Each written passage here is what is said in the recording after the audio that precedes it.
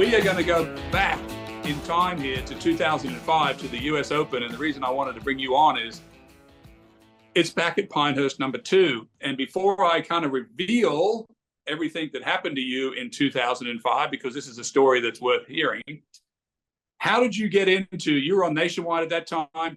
How did you get in? How did you qualify? Because there's a lot of stories out now. It's very popular to hear these stories about guys qualifying that never played a major, so on and so forth. Tell us how you got to Pinehurst #2 in 2005 first. So I was in Chattanooga playing in a Nationwide event, which is now the Corn Ferry Tour. And I had qualifying and sectional qualifying at the time, now finals, whatever we want to call it, but was at East Lake. And so went down and played East Lake in Atlanta and had, June in Atlanta, it was hotter than 10 degrees hotter than the surface of the sun. And of course, there was afternoon thunderstorms and all this stuff. So I was playing okay. I was, probably somewhere just outside of the mix. And I was going to leave. And my caddy at the time, Lewis Poehler, who's still a very, very close friend, I'm like, dude, let's just go up to Chattanooga. Like, let's go get a practice round. And he's like, no, man, you could still do this. And I'm like, all right. So we came back, and I think, if my memory serves me correctly, we birdied 6 out of the last 7 holes to get in. So, and it could be 4 out of the last 6. It could be 5, whatever it was. I went on this stupid good run to qualify, and I ended up finishing. I think it was tied for medalist or maybe second place. I don't remember. It was all kind of a whirlwind, but yeah, I came back and just lit up my last few holes to qualify for the US Open, and then went to Chicago.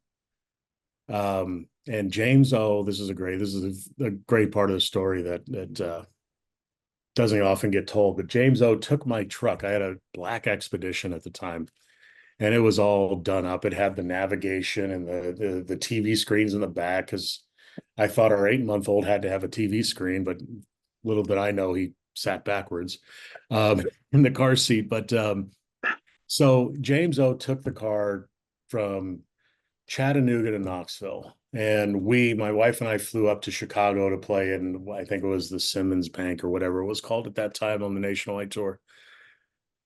And so on Sunday night, we flew back after the tournament. I think I played okay. I probably finished 15th, 18th. I don't know. It was a long time ago. But I remember playing pretty decently. So we flew back to Knoxville, and we started to drive over to Pinehurst. And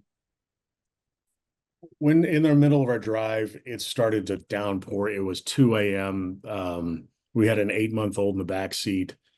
And so we stopped at a hotel in Asheville, North Carolina. And my wife got out of the car, it was just dumping down rain, the North Carolina, a red cell thunderstorm. So I pulled into the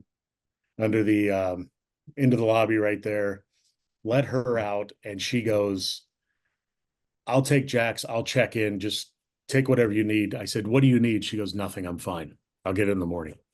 So I went in, I grabbed my suitcase. Now, in the meantime, Lewis, my caddy, had taken my clubs and all my golf stuff. He's like, you don't want to travel with this. he was driving down, I'll take it. So yada, yada. So she goes out in the morning. I'm still sound asleep. It's probably like 7 a.m. and we're going to drive over to Pinehurst. Well, she goes out to the car, and the car is completely empty. So everything, the car was there, but everything inside of it was gone. My backpack, my computer, my everything, just gone. All of her clothes gone. The stereo, everything was ripped out. We had no air conditioning. I guess they popped the keyhole out, and but the thief had a heart, because he left the car seat. Apparently, didn't need it. Oh, yeah. So we couldn't sell it to anyone, probably. Yeah. So we had to end up going to Target. And at this point, we didn't have a pot or a window, right? Like, I mean, we were scraping pennies together, just trying to live my dream. And so we went to Target. And this was, 4 years after 9/11. They took my backpack, which had my credential, which had my parking pass, which had everything. So we pull up in this black Expedition, and it's got I tinted the heck out of the windows, and right. And so like I You pull up. look you look like you're coming in like from where you're really coming in from Tin Cup here Yeah, now. Yeah. just and so I roll down the windows, and there's this officer there.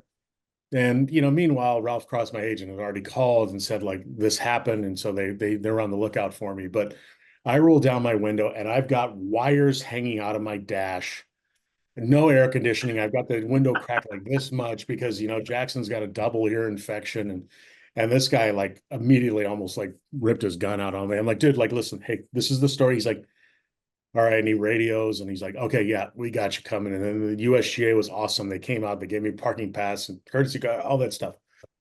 But so we got there, played 9 holes, and that was my that was my trip to Pinehurst. That's how the week That was started. that was how you started.